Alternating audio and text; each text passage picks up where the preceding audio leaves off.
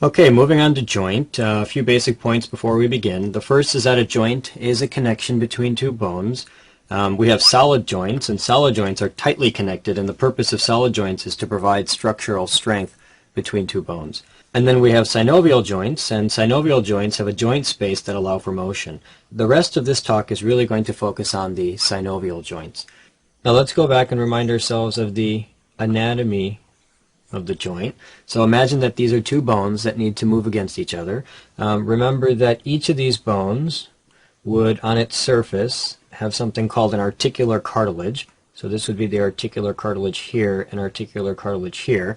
And the purpose of this cartilage is to allow for movement against these two bones. Remember that the cartilage is made of type 2 collagen, and that's particularly high yield. Of course, this joint would be surrounded by a joint capsule, so we can imagine that this is the joint capsule here and joint capsule here, and then the inner lining of that joint capsule would be lined by something called synovium. So all of this, for example, would represent synovium. And the purpose of synovium is to secrete a fluid that is rich in hyaluronic acid, and it's that hyaluronic acid that then goes into the joint space and helps to further lubricate the joint space. So again, just three things: bone, cartilage, and then the synovium, which secretes synovial fluid. Now with that background, we can then go into each of the disorders. The first disorder is degenerative joint disease. This is when you get progressive degeneration of the articular cartilage. Recall that the articular cartilage was that layer that was sitting on top of the bone that was going to help for movement between the bones. Now it's important to note that degenerative joint disease is a wear and tear disease. Once you understand that, everything else is downhill. The major risk factor is going to be age. Of course, if it's wear and tear, the longer you bang on it, the more likely you are to get the disease. And additional risk factors include obesity. The more weight you put on the joint, the more likely you are to wear it down, and trauma. If a joint is deformed because of trauma, or if a joint is heavily damaged because of trauma, then it can also degenerate. Degenerative joint disease affects a limited number of joints, and it usually involves the hips, the lower lumbar spine, the knees, and the DIP and PIP of the fingers. That's particularly high yield. Both the DIP and the PIP will be involved. Degenerative joint disease classically presents as joint stiffness in the morning that worsens during the day. And this worsens during the day is particularly important. The idea here is that when patients go to sleep at night, the joint gets rest. When they wake up, they feel a little bit stiff. However, when they begin to use the joint, the more they wear and tear it, the more they're going to begin to feel the pain. And so this will worsen during the day, and that's particularly high yield.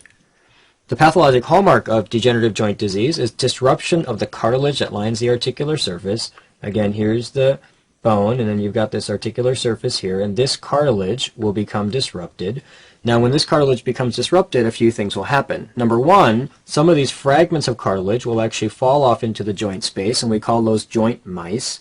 Number two, as the cartilage is completely worn away, then bone will be rubbing against bone, up here for example, and that'll result in eburnation or polishing of the bone. So you get eburnation of the subchondral bone. Number three is that as you get bone rubbing against bone, you're going to get some reactive bony outgrowths, and those are called osteophytes. And so you'll see development of osteophytes in the area of damage as well. Now, particularly high yield, the osteophytes classically arise in the DIP and PIP joints of the fingers, and when this occurs, the patients get enlargement and thickening of the DIP and PIP joints, and those are called Herberdin and Bouchard nodes. And here's a picture highlighting disruption of the cartilage that lines the articular surface. So this would be the joint space here. This should have been the normal cartilage coming across like this, and you can clearly see that this cartilage is disrupted. Now what will eventually happen is that bone here, for example, will rub against bone here from the other side of the joint, for example. This will result in polishing of the bone, giving you eburnation, and will also eventually result in these bony outgrowths or osteophytes, which could result in enlargement or thickening of the joint. Rheumatoid arthritis is a chronic systemic autoimmune disease. It's more commonly seen in middle-aged women. That's consistent with it being autoimmune. And it's associated with HLA-DR4. This is particularly high yield for board exam purposes. Now, although it's a systemic disease, the characteristic is really involvement of the joints, hence the term rheumatoid arthritis. And the hallmark is synovitis, or inflammation of the synovium, which leads to formation of a pannus. And a pannus basically is inflamed granulation tissue. This is really the highest yield point concerning this disorder. So let's just illustrate this briefly. Here's your bone, and then of course you've got another bone forming the joint. There's articular cartilage sitting on top of both of these, and then there's a joint capsule. Now recall that the lining of the joint capsule is called synovium, and so what's going to happen in rheumatoid arthritis is that you get a synovitis with inflammation of the synovium. Now when you get inflammation of the synovium, that's going to produce a thick layer of granulation tissue because of the inflammation. Now this granulation tissue, of course, go back to our prior lectures, contains three things. It contains blood vessels, it contains fibroblasts, but it also contains myofibroblasts. Recall that the myofibroblasts have contractile function, and they're, of course, what causes a scar to contract. Well, in the same way that myofibroblasts in this granulation tissue will contract, and when they contract, a few things can happen. Number one, you'll get fusion of the joint, which is called ankylosis, or number two, you can get the dragging of joints in different directions as this granulation tissue contracts. And so that's another problem that can occur in rheumatoid arthritis, where you get the movement of joints in different directions. For example, deviations of joint. For example, different deviations of joints. And at the same time, because you've got this pannus taking over the articular cartilage, you can also get destruction of the articular cartilage as well. So this is really the hallmark. This is the key take-home. Synovitis with formation of a pannus. With that in mind, let's go back and read the text. The hallmark is synovitis, which leads to formation of a pannus. This results in destruction of the cartilage and ankylosis of the joints.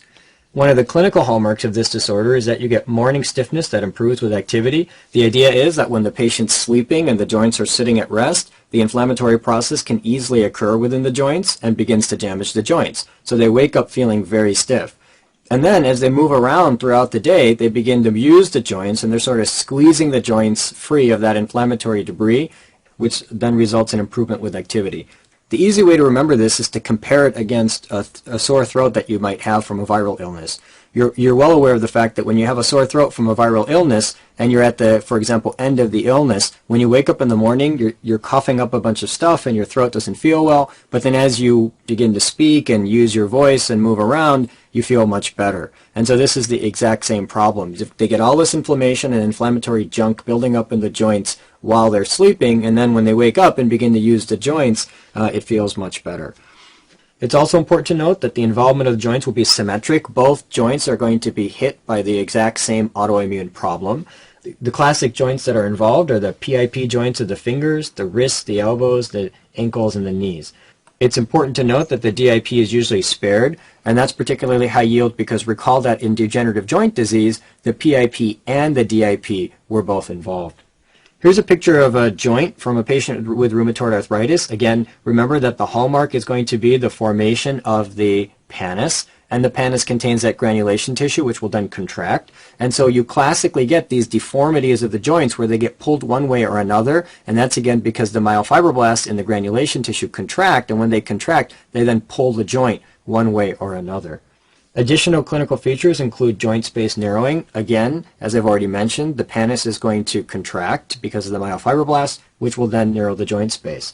You'll get loss of cartilage, and that's because the pannus can overlie the cartilage, and the inflammation in the pannus can destroy the cartilage. And you can also get osteopenia because the inflammatory process will also begin to wear away at the bone underneath the cartilage.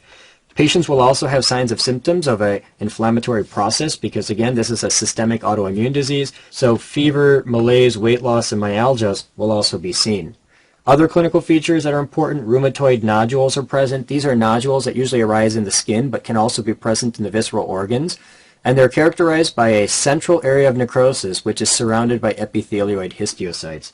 So rheumatoid nodules are a classic finding as well. Vasculitis can be seen, and vasculitis can involve multiple organs. The patients can develop a Baker's cyst, which is swelling of the bursa behind the knee, so they can have a swollen cyst behind the knee. And then they can develop additional systemic signs, including pleural effusions, lymphadenopathy, which refers to enlargement of the lymph nodes, and interstitial lung fibrosis. The laboratory findings are particularly high yield. The most important is that you're going to have an IgM autoantibody against the Fc portion of IgG. This is called rheumatoid factor, and it's important to note for the purposes of board exams that it's going to be an IgM antibody against the Fc portion of IgG. And again, this is the Fc portion, and that's particularly high yield. This is called rheumatoid factor, and rheumatoid factor is actually a marker of tissue damage, and it's also a marker of disease activity. If you were to stick a needle in one of the joints, you would see neutrophils and high protein in the synovial fluid. Complications of rheumatoid arthritis include anemia of chronic disease. The idea here is that you've got a chronic inflammatory state, and that's going to result in production of acute phase reactants such as hepcidin. Hepcidin will then block the ability to use iron that is stored in the macrophages, and that'll result in anemia of chronic disease. We've covered this in detail in your red blood cell lectures. In addition, the patients can also get secondary amyloidosis. Recall that when you have chronic inflammation, you're going to produce, again, acute phase reactants. One of them is a protein called SAA, which is produced by the liver. SAA gets converted to AA, and AA will then deposit in various tissues, resulting in a secondary amyloidosis. This is very high yield. They like to ask this on board exams as well.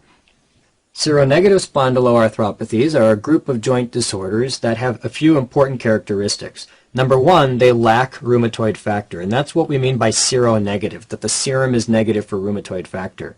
Number two, they often involve the axial skeleton, and that's what the spondyloarthropathy refers to, the spondylo referring to the spine and the large joints of the central skeleton.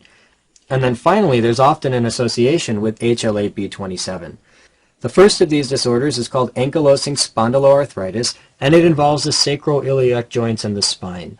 This classically arises in young adults, usually males, and it presents with low back pain. Now, involvement of the vertebral spine over time can lead to fusion of the vertebra, and that's also known as bamboo spine. And the patients can also have uveitis, which would result in redness of the eye and then visual abnormalities, such as blurry vision, which could eventually progress to blindness. And then aortitis, which is inflammation of the aorta. Now, it's important to note, especially for examinations, that when you get aortitis, for example, here and here, that's going to result in weakening of the wall, which will increase the risk of formation of an aneurysm.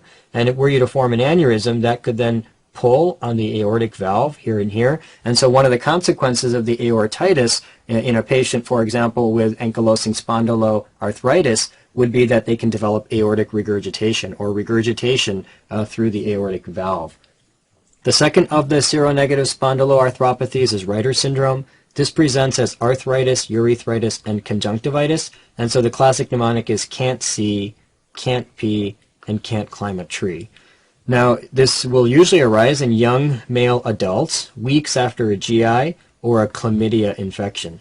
Psoriatic arthritis is an arthritis seen in 10% of cases of psoriasis. It involves the axial and the peripheral joints, and one of the key findings with involvement of the peripheral joints is that the DIP of the hands and the feet are commonly affected, and this results in something called a sausage finger or a sausage toe, which is particularly high yield for board exam purposes. The next category of arthritis is infectious arthritis. This is arthritis due to infectious agent, usually bacterial. The most important and most common overall cause is Neisseria gonorrhea. This would be classically seen in a sexually active young adult. The second most common cause is Staph aureus, and this is classically seen in older children and adults. Patients with a infectious arthritis will present with involvement of a single joint, usually the knee. The joint will be warm and erythematous with a limited range of motion, and the patients will also have systemic signs such as fever and increased white blood cell count and an elevated ESR. Now, when a patient has infectious arthritis, you want to be able to detect it quickly and treat quickly because you can easily treat with antibiotics and you can then avoid any permanent damage to the joint. The last two disorders that we're going to cover are those that are related to deposition of crystals within the joint space, and the first is gout. In gout, you get deposition of monosodium urate crystals in tissues, especially the joints, and this monosodium urate is actually derived from uric acid, and so it's due to hyperuricemia or high amounts of uric acid present within the blood. Now, in order to understand gout, you do need to go back to a little bit of biochemistry, so let's do a quick overview. Imagine that this is the lumen of the small bowel, and this is the enterocyte that normally lines that small bowel lumen. Now, within the diet will be DNA and RNA, and the DNA and RNA will be broken down into purines and pyrimidines. We're going to focus here on purines because it's purines that lead to uric acid, and it's uric acid that leads to gout. So the purine breakdown products will be brought into the cell, and they include adenosine monophosphate and guanine monophosphate. Of course, adenine and guanine are your key purines.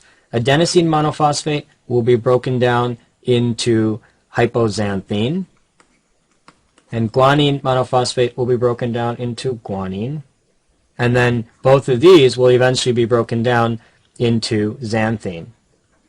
Now xanthine will then be converted to uric acid, and this will occur by an enzyme called xanthine oxidase. And all of this biochemistry is particularly high yield, and so that's why I'm illustrating it. Now uric acid will then be pushed into the blood, will be filtered by the kidney, and then will be removed from the body. Now, of course, the key problem in gout is that you have increased uric acid within the blood, and that increased uric acid in the blood is called hyperuricemia. And there's two ways by which that could occur. That could occur by pushing too much uric acid into the blood, or it could occur by not filtering the uric acid from the blood, because remember that uric acid is normally excreted by the kidney. And so this is the basic biochemical understanding that you have to have in order to understand the disease. So again, what we say is that gout is deposition of monosodium urate, which is basically derived from uric acid, so it's due to hyperuricemia. In primary gout, which is the most common form, we don't know what causes the hyperuricemia. Now when we say it's unknown, we know that it's got to be either overproduction or decreased excretion, and it can be both. However, we don't know the exact cause. And this is usually seen in adult males. In secondary gout, we have hyperuricemia due to a known cause. For example, it can be seen with leukemia and myeloproliferative disorders.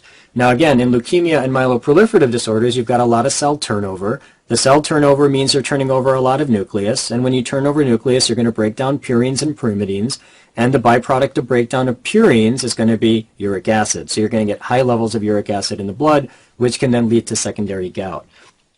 Another important cause of secondary gout is Lesch-Nyhan syndrome.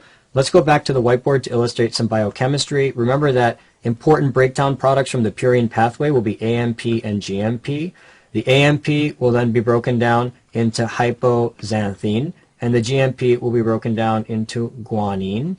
And of course, the hypoxanthine and the guanine can eventually result in the formation of xanthine, and the xanthine can eventually result in the formation of uric acid. Now, it is also possible to take these two products and to salvage them via something called the salvage pathway so that you can recycle them so that they don't have to then become uric acid. Now, the key enzyme that does that is called HGPRT, which is hypoxanthine guanine phosphorybyl transferase. Now look at the hypoxanthine guanine phosphorybyl transferase. And so this enzyme allows for salvage of these two individual molecules. Now when you salvage these molecules, you'll decrease the amount of xanthine and you'll decrease the amount of uric acid. And so you can imagine that if a person is lacking this enzyme, that's going to result in excess production of uric acid, which will then result in hyperuricemia. And so these patients with Lesch-Nyhan syndrome present with gout. However, they also have mental retardation and self-mutilation, where they bite their lips and their fingers, also as a complication of the high levels of uric acid. The third cause of secondary gout would be renal insufficiency. Now recall that the kidney has to excrete the uric acid to get rid of it, and so if there's insufficiency, you won't be able to excrete the uric acid. That'll result in high levels of uric acid, which could then result in a secondary gout. Now, whether the patients have a high level of uric acid because of a primary problem or a secondary problem, the clinical findings are relatively the same, and that is that the patients can present with acute gout. In acute gout, you get deposition of uric acid within the joints as monosodium urate. These crystals then trigger an acute inflammatory reaction. It's high yield to note that the crystals activate the neutrophils. The acute inflammation then results in painful arthritis of the great toe, which is also known as podagra. Now, some of the triggers of acute gout include alcohol and consumption of meat. When a patient consumes meat, they're going to be bringing in a lot of RNA and DNA into the body, which can then result in high levels of uric acid. And when patients consume alcohol, byproducts of alcohol can compete with uric acid at the kidney to be excreted, and so therefore less excretion of uric acid would occur. And so two important triggers of acute gout are alcohol and consumption of meat, and that's particularly high yield for the purposes of board exam. With long-standing high levels of uric acid, patients can develop chronic gout. And the hallmark of chronic gout is the formation of tophi. Tophi are white chalky aggregates of uric acid crystals in soft tissue or joints, and often it's associated with fibrosis in a giant cell reaction. In addition, in chronic gout, patients can develop renal failure, and that's because uric acid can actually deposit within the tubules of the kidney, damaging the kidney. Here's a picture of tophi. These are white chalky deposits of uric acid crystals within the soft tissue, for example. And remember that you get fibrosis surrounding these white chalky deposits. Laboratory findings in patients with gout will be hyperuricemia. Of course, it's due to a high level of uric acid in the blood. And in addition, sampling of the synovial fluid will show needle-shaped crystals with negative birefringence under polarized light. Very high yield to know that these are needle-shaped crystals, and it's also high yield to know that they are negatively birefringent under polarized light. Now, board examiners like you to know what is meant by negative birefringence, and basically what it means is that when the crystals lay flat, they're yellow. And so the way I remember this is that when they lay low, they're yellow. And so that's an important thing to be aware of. Board examiners could also ask you, what color are the crystals under parallel light? And the answer is yellow, and that's easy to remember because there's two L's in both yellow and parallel. The final disorder is pseudogout. This clinically resembles gout, however it's not gout, hence the word pseudo. Instead of being due to deposition of monosodium urate, it's due to deposition of calcium pyrophosphate. When you stick a needle in the joint and you take the synovial fluid, you will see rhomboid-shaped crystals instead of the needle-shaped crystals, and there will be weak positive birefringence under polarized light. And that concludes our discussion of joint.